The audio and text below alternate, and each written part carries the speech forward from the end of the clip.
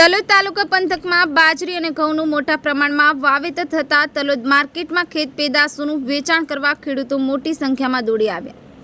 Talod market યાર્ડમાં દૂર દૂરથી ખેડૂતો ખેત પેદાશો વેચવા માટે આવતા હોય છે।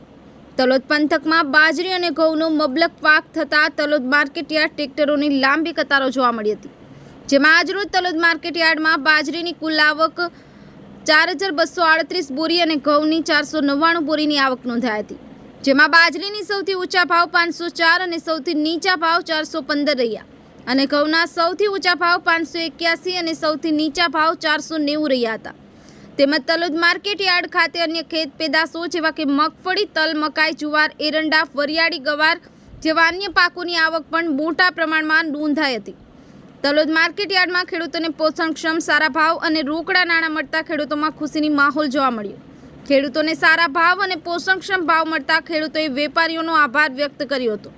તલોદ માર્કેટ યાર્ડના ચેરમેન સંજયભાઈ પટેલ, વાઇસ ચેરમેન સુરેશભાઈ શાહ તેમજ સેક્રેટરી વિમલ ભટ્ટ, વેપારી એસોસિએશનના સેક્રેટરી કપિલ શાહ દ્વારા વેપારીઓને કોઈપણ જાતની તકલીફ ના પડે તેની તકેદારી રાખવામાં આવતી હોય છે। સંવાદદાતા દિલીપ પરમાર, SD ન્યૂઝ ગુજરાતી, તલોદ, સાબરકાંઠા।